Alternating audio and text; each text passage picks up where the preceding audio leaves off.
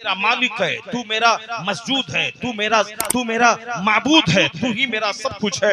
या एतराफ, तो आजिज़ी इबादत की रूह है, और आजिज़ी सबसे ज्यादा दुआ में झलकती है जब बंदा अल्लाह से मांगता है, इलाही मुझे लिबास दे दे, इलाही मुझे कपड़ा दे दे, मुझे अनाज दे दे, मेरे बच्चों को सेहत दे दे, मुझे मेरे दिल को जिंदगी दे दे, मुझे दुनिया दे दे, मुझे जन्नत दे दे, महबूब की शफाअत दे दे, महबूब की सच्ची मोहब्बत दे, ईमान की पुख्तगी की दे दे। आखन खाना के लिए खाना चाहिए।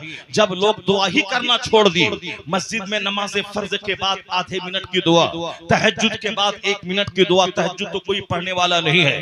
पहले तो मुस्लिम गांव में जब बंदा घुसता था तो वहां 70% लोग तहज्जुद की नमाज पढ़ते थे।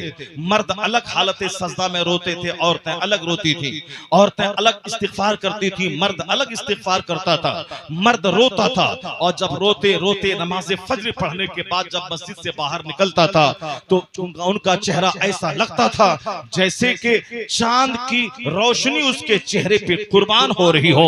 हदीस में आया है कि तहज्जुद की नमाज बंदे को खूबसूरत बना देती है। तहज्जुद की नमाज से बंदे का हुस्न बढ़ जाता है। रात में जो अल्लाह के सामने रोता हो, सुबह सवेरे वो रास्ते से चले तो सारी चीजें उसके लिए बख्शिश की दुआ तो करती ही है, लोगों के दिल में अल्लाह उसकी मोहब्बत अता कर देता है। लोग उनकी दस्तबोसी करते हैं, लोग उनसे मोहब्बत करते हैं, लोग उनको अपने घर में बुलाना चाहते हैं। आज अगर मैं मुसलमान गांव में घुस जाऊं तो 90% लोग फेसबुक चलाते नजर आते हैं। 90% लोग रात के 2:30-3 बजे जो तहज्जुद का टाइम है, उस तहज्जुद के वक्त में जहां पहले सजदा था आज वहां टेलीविजन चल रहा, जहां पहले आंसू था आज वहां कहकहा चल रहा।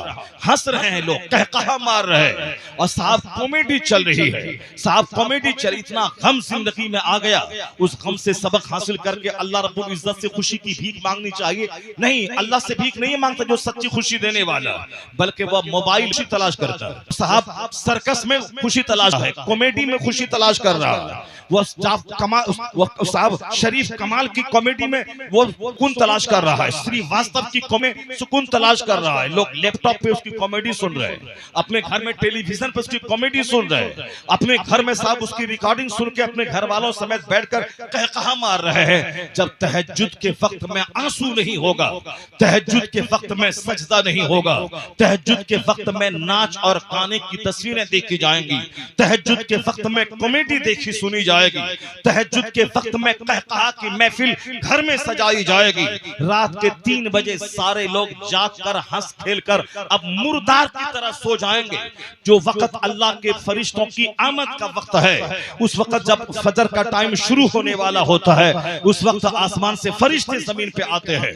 जब फरिश्ते आते हैं तो उस फरिश्तों को देखकर मुर्ग बांग देने लगता है। हदीस में आया है कि वइज़ा समिअतुम, जब तुम सुनो मुर्ग की बांग को तो फसअलू मिनल्लाहि मिन फदली, फसअलुल्लाह मिन फदली, अल्लाह से अल्लाह का फजल मांग। चूंकि फरिश्तों की आमद के वक्त में दुआएं कबूल होती हैं, वो फरिश्तों को देखकर ये मुर्ग बांग देता है।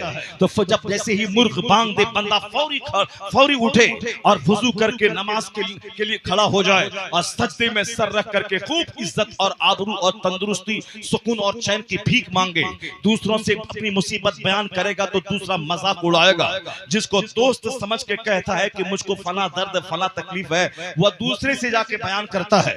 जब तक खामोश है तब तक तेरी इज्जत है। जहां जबान खुल गई कि मेरे पास ये बीमारी, मेरे पास ये आजारी, मेरे पास ये तकलीफ, समझ ले कि तूने अपनी इज्जत को पामाल कर दिया।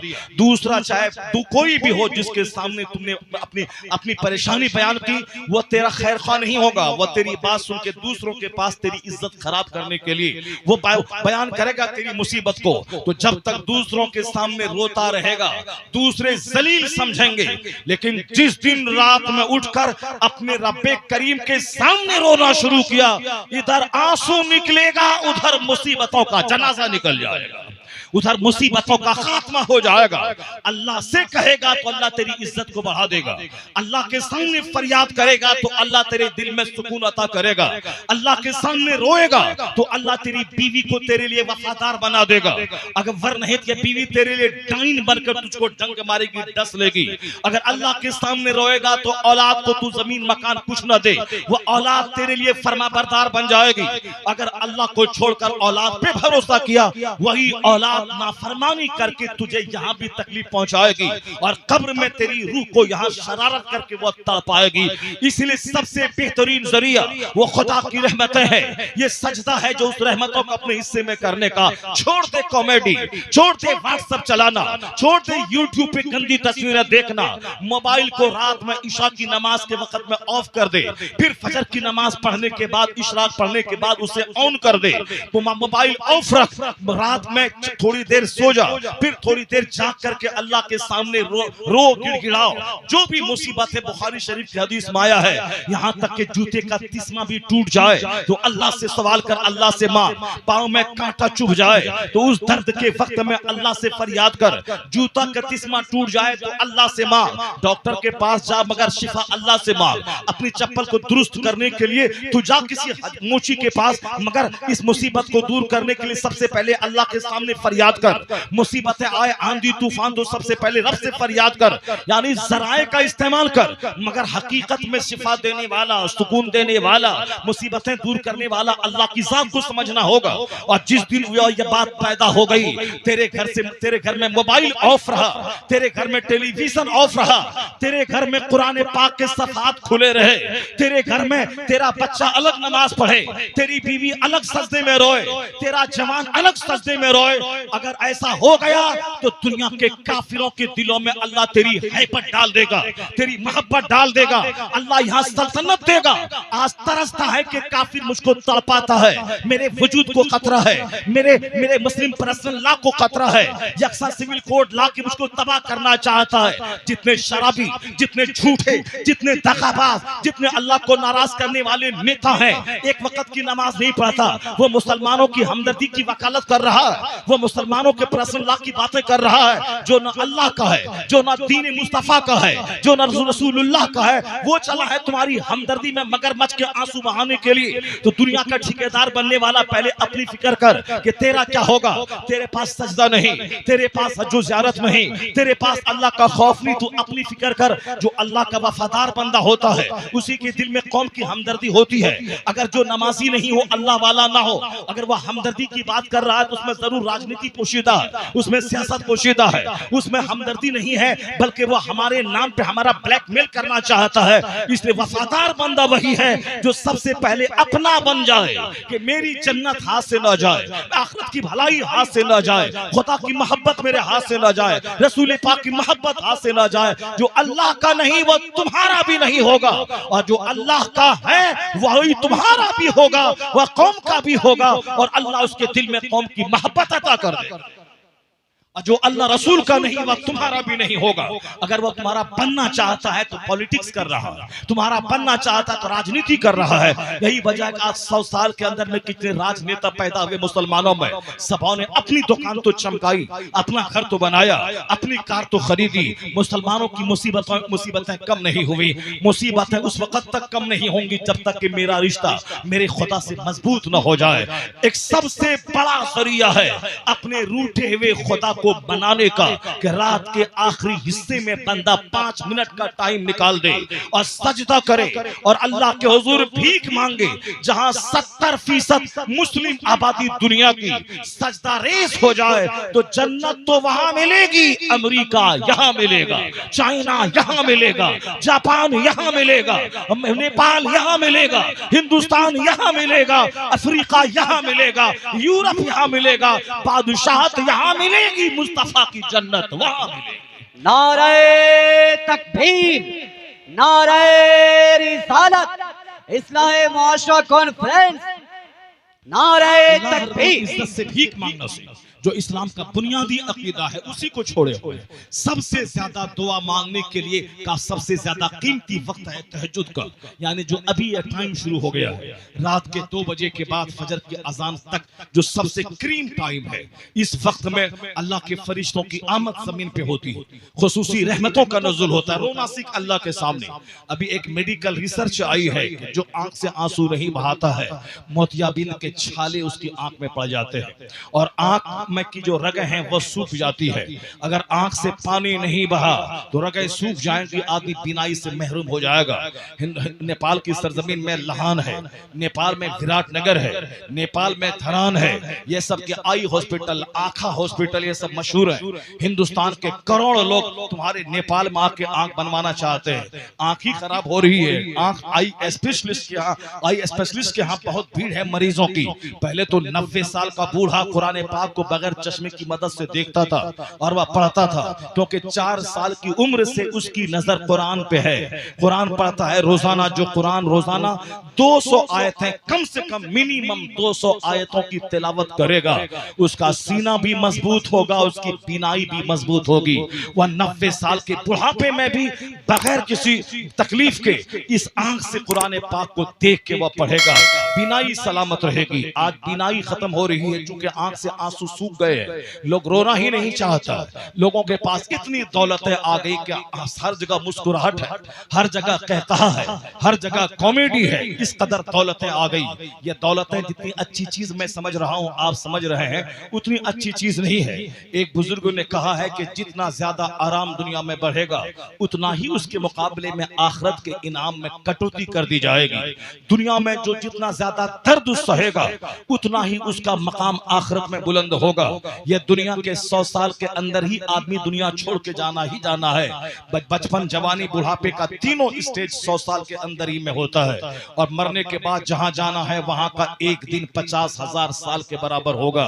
यानी जहां का एक दिन 50,000 साल के बराबर, तो असल तकलीफ वहां की, असल आराम वहां का।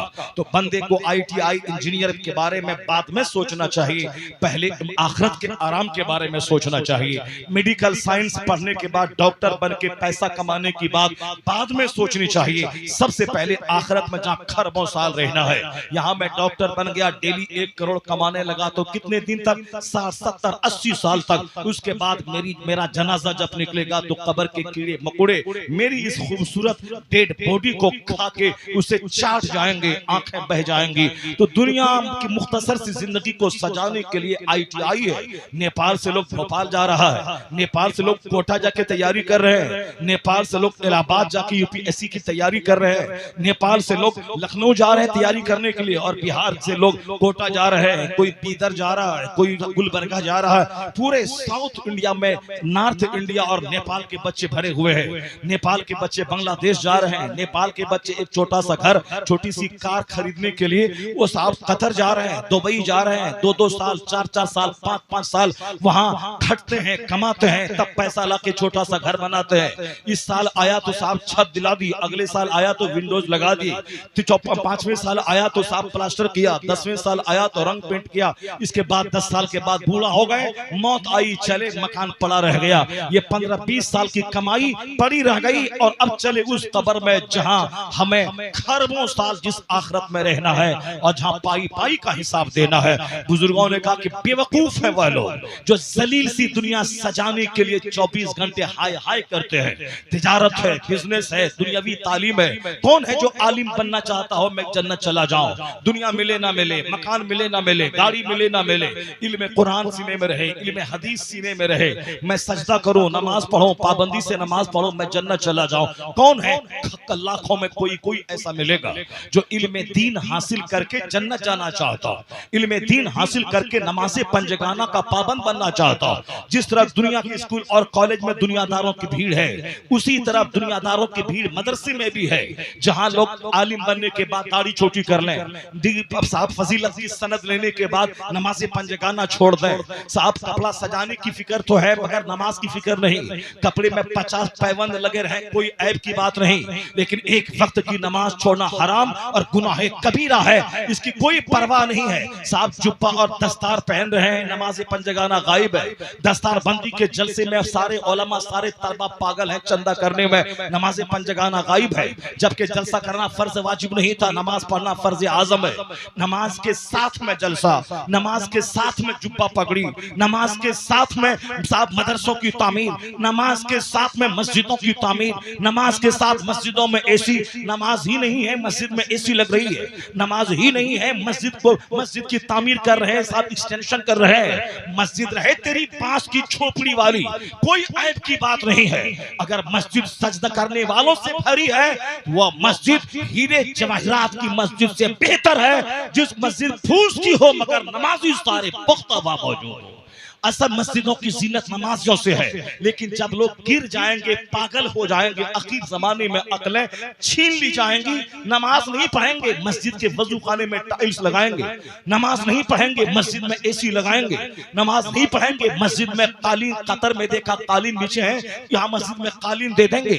ना नमाज पढ़ना है, ना नमाजी बढ़ाना है, बल्कि साफ दीवार खड़ी करनी है, पुरानी मस्जिद को शहीद करनी है और 200 फीट की मीनार बनानी है, ताकि पूरे इलाके में सरलाही जिले में चर्चा हो जाए कि फला मोहल्ले की जो मस्जिद है सबसे ऊंची मीनार वाली मस्जिद देखनी हो, उस गांव में चले जाओ। मस्जिद की दीवार के सहारे अपनी इज्जत को चमकाना है, अपनी इज्जत को बढ़ाना है। किस कदर लोग गिर गए, कैसी सोच मुर्दा हो गई कि मस्जिद में सजदा गाह थी, सजदा ही नहीं है और साहब ईंट गारा और मीनार, एसी, टाइल्स और मार्बल और इलेक्ट्रिकल और प्लम्बिंग का काम कर रहे हैं, जबकि मस्जिद रहे फूस की मगर नमाजी अगर पुख्ता हो।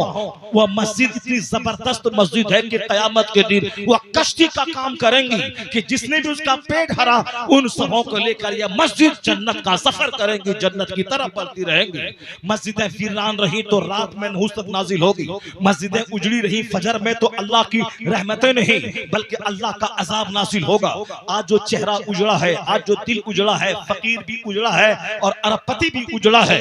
जो अपने वतन में 800 रुपए डेली कमाता हुआ उसका भी चेहरा उजड़ा है, और जो 8000 डेली कतर, दुबई, अमेरिका में कमाता है उसका चेहरा भी उजड़ा हुआ है। उसकी भी ख्वाहिशात की तकमील नहीं हो रही है। सर ढांपता है तो पांव खुलता है, पांव ढांपता है तो सर खुलता है। साहब घर बनाता है तो गाड़ी नहीं हो पाती है, गाड़ी खरीदता है तो दूसरा घर नहीं हो पाता है। 25 साल में अपना घर बनाया, अब 4 बेटे जवान हो रहे हैं, उन चारों की तालीम की फिक्र इसके दिमाग को खोखला कर देती है और उन चारों को घर मकान देने की फिक्र। यहाँ तो अपना घर बनाया, 25 साल मजदूरी करके, भैंस चरा के, दूसरों की फैक्ट्री में मिस्किन बन के। अब 4 बच्चे जब जवान हो गए, उन चारों को अलग अलग घर दें, अगर नहीं तो 4 कमरे का अपना घर, एक एक कमरा बच्चों को दे दें और ये बुढ़ा दरवाजे पे छोटे से रूम में जाके सोए। सारी जिंदगी मजदूरी करके घर बनाया और 4 जवान बेटे के एक एक कमरा है। अब वो सोचता है कि कैसे अलग अलग चारों को अलग किता मकान हो जाए। नहीं हुआ, इसी हालत में 10 बीमारी से जूझता हुआ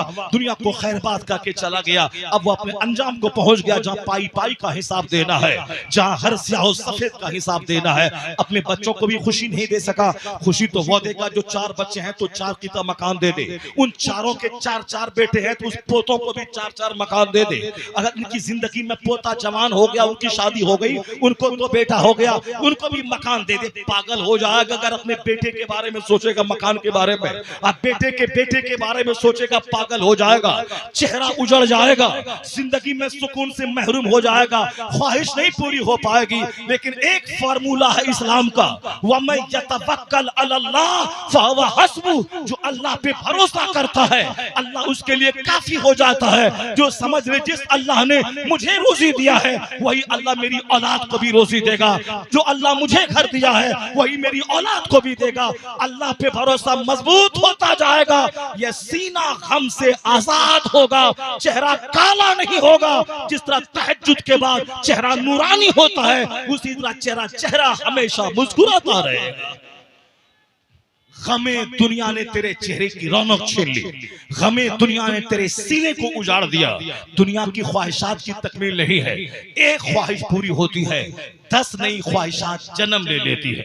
मकान की ख्वाहिश पूरी हुई, अब वहां से गाड़ी की, बीवियों के जेवरात की, बच्चों की आला तालीम की, खेती बाड़ी की जमीन की, फार्म हाउस कायम करने की, मॉल और मार्केटिंग कम्प्लेक्स बनाने की कि फला आदमी ने घर भी बनाया और बाजार में जमीन खरीद के मार्केटिंग कम्प्लेक्स भी बनाया, और मैं तो 25 साल कमा के सिर्फ घर बनाया हूँ, मार्केटिंग कम्प्लेक्स मेरे पास नहीं है, खेती बाड़ी की जमीन वो 10 एकड़ का प्लॉट खरीद लिया, मर जाएगा, चेहरा काला हो जाएगा, कभी सारी ख्वाहिशात पूरी ना हो पाएंगी। इसीलिए काफिरों के यहाँ भी उजड़े हुए माहौल है। नहीं सुना तुमने चार्ली चैपलिन रोता था तन्हाई में, जो करोड़ों आदमी को हंसाने वाला फिल्म में कॉमेडियन, वो तन्हाई में रोता था, जी भर के रोता था। यहाँ तक कि डॉक्टर के पास जाके बोला कि मैं अंदर से दुखी रहता हूँ, मेरे दुख की दवा कर दो। तो डॉक्टर क्या बोला, चार्ली का शो देखा करो, तुम्हारे गम की दवा मिल जाएगी। उनका शो मैं भी देखता हूँ, तुम देखो। उन्होंने जब कहा कि चार्ली चैपलिन तो मैं ही हूँ, वह डॉक्टर की आंख फटी की फटी रह गई कि जिसकी कॉमेडी सुनकर मैं अपने गम को दूर करना चाहता हूँ, ये अंदर से इतना दुखी है। उसी एक चार्ली चैपलिन की बात नहीं, चार्ली ने कहा था I like to walk in the rain nobody can see my tears, मैं बारिश में टहलना चाहता हूँ ताकि कोई मेरी आंख के आंसू को देख नहीं पाए।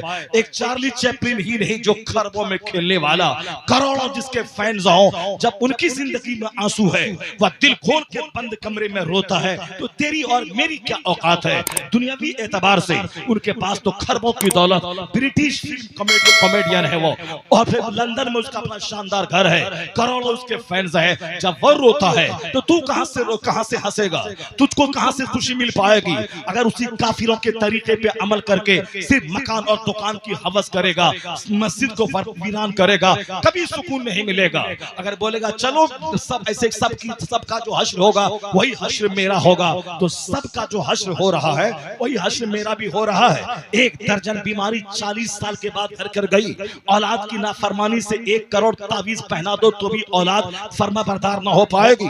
अपने घर में बीमारियां, अभी रोजाना कई फोन आते हैं, साहब हमारे पास तो 10 लाख की आमदनी है, उसके बाद सुकून ही पैसा कहां से आता कहां चला जाता है, हुजूर कोई तावीज देता है। कल ही एक फोन आया साहब बंगाल से, घर में इस कदर उलझाने हैं कि जिसका कोई मतलब नहीं। परसों एक शख्स बोला हमारी ही शहर में कि जिसके पास 5-6 व 32 चक्के वाला ट्रक है, जिसके पास इतनी आमदनी है कि साहब एक बार सामान लोड करके नेपाल ले जाए तो 30-35 हजार रुपए खर्च काटने के बाद उसको बच जाए। एक महीने में एक ट्रक से 1 लाख की आमदनी, 5 ट्रक है तो 5 लाख हर महीने जिसके पास आते हैं। बच्चों का जॉब है, 50 बीघा खेती बाड़ी है, उसके बावजूद परेशानी की आलम है कि घर में बरकत नहीं है, घर में सारे लोग आपस में लड़ते हैं, कोई किसी से बात नहीं करता है, सबों का दिल एक दूसरे से टूटा हुआ है, ना बड़ा छोटे से मोहब्बत करता, ना छोटा बड़े से मशवरा लेता है। 4 बेटे हैं जिसकी खातिर ये बाप उल्लू की तरह खड़ता रहा, वह चारों मनमानी करता है, बाप से मशवरा तक नहीं लेता है। मरो और तुम, चारों बच्चे अभी तड़पा रहे, मरने के बाद भी तड़पाएंगे, और जब तेरी जमीन मकेरे बनाए मकान को आपस में तोड़ेंगे, आपस में तकसीम करेंगे। यहाँ अभी वह बात नहीं करता है तो रोता है, वह बच्चा दूसरों से बात कर रहा है, रात के 12 बजे आता है, सुबह के 10 बजे उठ के भागता है, तू बाप होने के बावजूद उसको मना नहीं कर सकता है।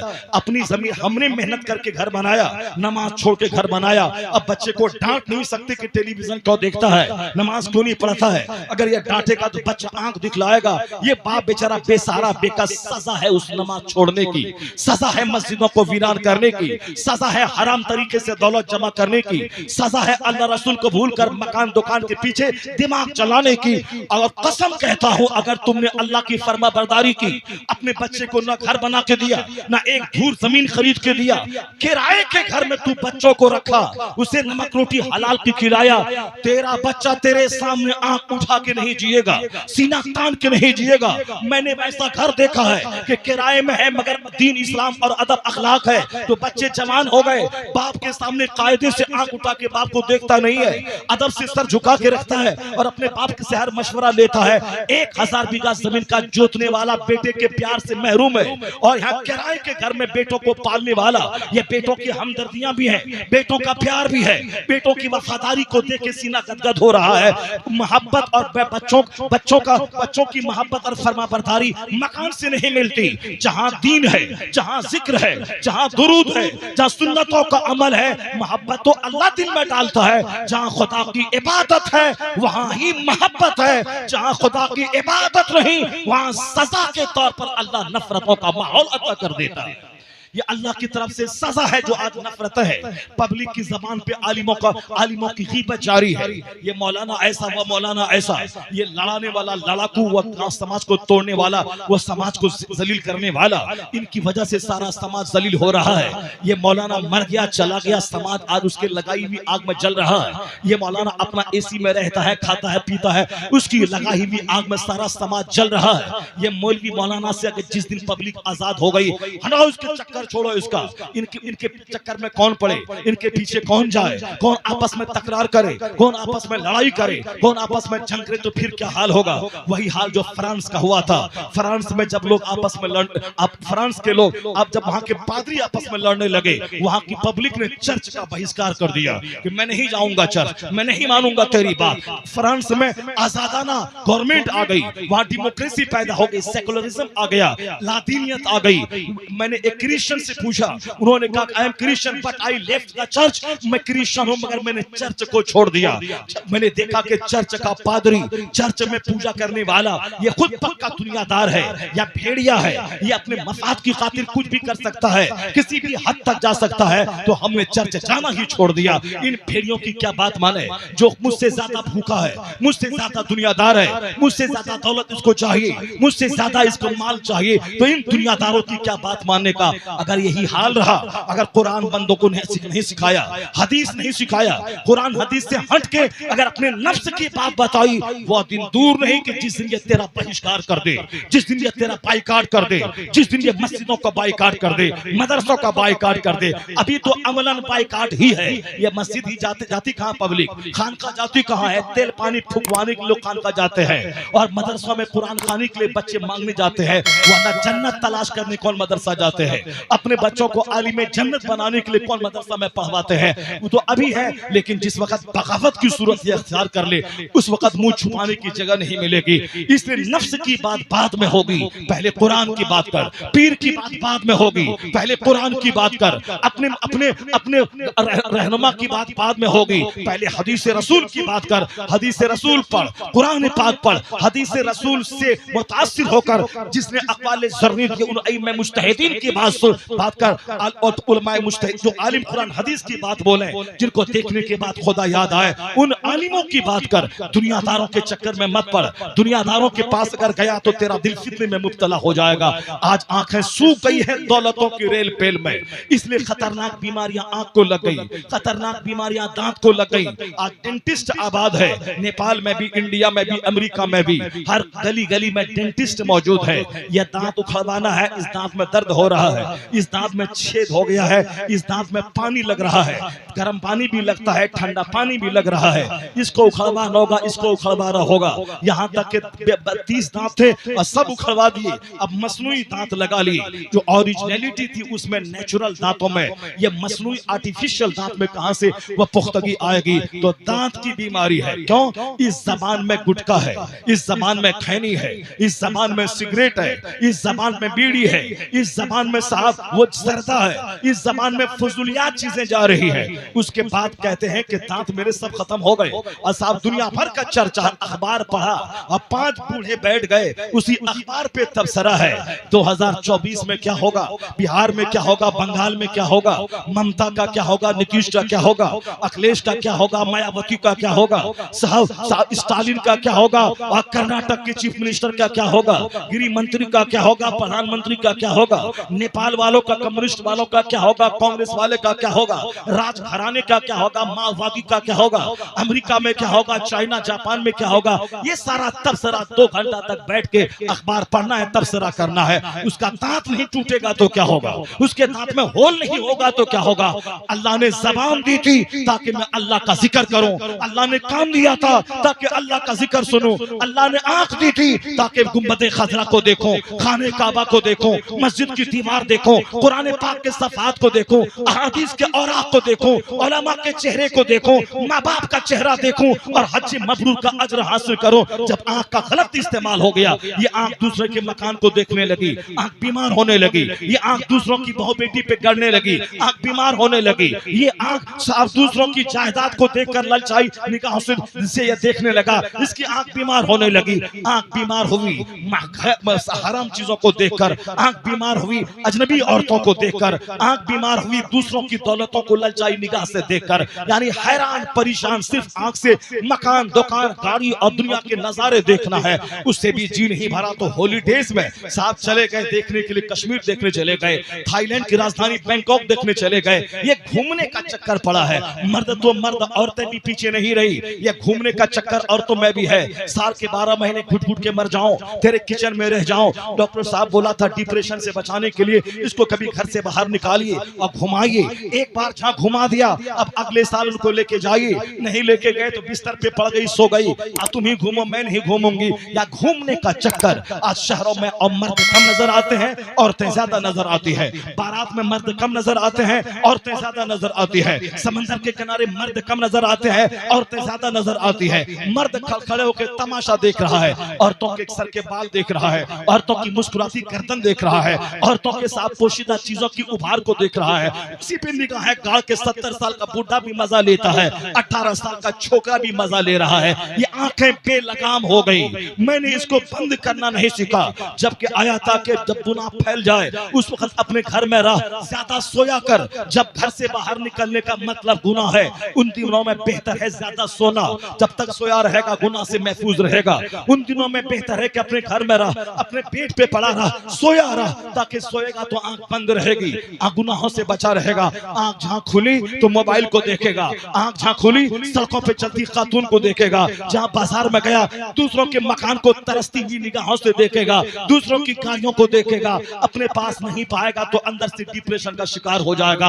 आंख बंद रखने का पैगाम आया है। आंखें नीची रख, आंखें नीची रख। ए मुसलमान औरतों आंखें नीची रख, ए मुसलमान मर्द ने आंखें नीची रख। कुरान शरीफ में बाज़ाब्ता तौर पर आया है, कुल लिल मोमिनीना यकुद्दू मिन अब्सारिहिम। ए हबीब आप मुसलमान मर्दों से कह दीजिए वो निगाहें नीची करके रखें। निगाहें नीची करने का मतलब निगाहें हराम चीजों को न देखें, निगाहें दूसरों की बहू बेटी को न देखें, ललचाई निगाह से जालिमों की दौलत को न देखें, किसी हरामखोर को की बिल्डिंग को न देखें, किसी शराबी किसी जालिम का चेहरा को न देखें। बेनमाजी का चेहरा देखने से दिल सख्त हो जाता है, शराबी का चेहरा देखने से दिल अंधा हो जाता है, हराम से कमाई हुई दौलत के मकान को देखने से दिल अंधा हो जाता है। इसलिए आंखें नीची रख, आंखें नीची रहेंगी तो गुनाहों से सेफ रहेगा, क्योंकि आंख ही वह पार्ट है जो देखने के लिए आदमी को लालायित करता है। इसलिए आंख अगर बंद रही तो बेशुमार गुनाहों से बंदा महफूज रहता है। ये आंख ही है, जब पड़ती है नजर तब दिल में वसवसा पैदा होता है,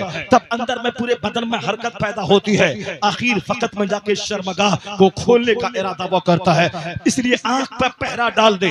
आंख के बारे में आया है, मम्मला ऐनुहु मिनल हराम मला अल्लाहु ऐनुहु यौमल क़ियामत मिनन नार। जिसने अपनी आंख को आग से भर लिया, अल्लाह जिसने अपनी आंख को हराम से भर लिया, अल्लाह उसकी आंख को क़यामत के दिन आग से भर देगा। आंख की हिफाजत कर, आंख को ज्यादातर बंद रख। आज डॉक्टर भी कहते हैं कि जब 1 घंटा काम करें, मशीन को देखें, तो 5 मिनट के लिए आंख को बंद करके बैठ जाए, ताकि थकी हुई आंख को राहत मिल जाए। जब 2 घंटा आप पढ़ाएं तो 5 मिनट के लिए आंख बंद कर लें, ताकि थकी हुई आंख को राहत मिल जाए। जब आप क्लास में 3 घंटे ले लें तो 10 मिनट के लिए आप स्टाफ रूम चले जाएं, वो आंखें बंद करके आप थोड़ी देर के लिए सुस्ता लें, ताकि आंख को रेस्ट मिल जाए। और फिर आंख को बंद करें, ऑफिस में बैठे हैं, कभी कभी आंख बंद कर लिया करें, आंखों को रेस्ट मिले। यही पैगाम तो इस्लाम देता है। अपनी निगाहों को झुकी रख, निगाहों को नीची रख, निगाहों को आवारा मत छोड़, निगाहों को बेलगाम मत छोड़ दे, जिसकी वजह से खतरनाक बीमारियां जब पैदा हुई। अब डॉक्टर कहते हैं हिफाजती तदबीर कर, वरना आंख से महरूम हो जाएगा। हिफाजती तदबीर है कि आंख से आंसू बहा, आंसू बहा। आंख से जितना पानी निकलेगा उतना ही कचरा आंख के रास्ते से दूर होगा। यही काम तो पहले लोग तहज्जुद के टाइम में करते थे, यही काम तो लोग नमाजों के सजदे में करते थे, यही काम तो अल्लाह के नेक बंदे आखिर वक्त में तन्हाई में करते थे। अपना गुनाह याद आ गया, रोने लगे, रात के सन्नाटे में रोने लगे। अब दुनिया में मेडिकल साइंस जवान हुई तो आंख की बीनाई की सलामती का रास्ता ढूंढा कि जितना आंख से पानी निकलेगा, आंसू निकलेगा, आंख उतनी मजबूत होगी। तो जहां नजर दुनिया के मेडिकल साइंस की आज गई है, एक कौम मुस्लिम फिजिक्स बाद में पढ़ना, केमिस्ट्री बाद में पढ़ना, बायोलॉजी बाद में पढ़ना, आइंस्टाइन को बाद में पढ़ना, नेहरू को बाद में पढ़ना, कार्ल मार्क्स को बाद में पढ़ना, माओ ज़ेतुंग को बाद में पढ़ना, पहले मुस्तफा को पढ़ ले। इसलिए कि मुस्तफा से बड़ा ना कोई मुअल्लिम है, ना कोई तबीब है, ना कोई स्कॉलर है, ना कोई हमारा मुरब्बी है, उनसे बड़ा हमारा कोई खैर खा है, ना उससे बड़ा दुनिया का कोई मोहसिन है। मुस्तफा को पहले पढ़, दूसरों को बाद में पढ़ना। आज आंख के ताल्लुक से जहां नजर दुनिया के मेडिकल एक्सपर्ट की आज गई है, वहां नजर मुस्तफा की 1500 साल पहले गई है। इसलिए आला हजरत ने कहा कोई बड़ा नहीं है, न कोई स्कॉलर बड़ा, न प्रोफेसर बड़ा, न साइंटिस्ट बड़ा, न वैज्ञानिक बड़ा, सबसे आला व औला हमारा नबी, सबसे आला व वाला हमारा नबी। नारे तकबीर, जरा जोर से बोलिए। जोर से बोले, नारे तकबीर, नारे रिसालत, मसलके आला हजरत, इस्लाह मुआशरा कॉन्फ्रेंस, हजरत अल्लामा मुफ्ती शहरयार रजा साहब किबला। ये वह जुमले हैं जो जिंदगी को संवारने वाले जुमले हैं। ये वह जुमले हैं जो हमें मुर्दा दिलों को जिंदगी देने वाले जुमले हैं। इसे ऐसे रस्म रिवाज के तौर पर मत लेना, सिर्फ जबान में ही बोल रही है, बल्कि समझ ले कि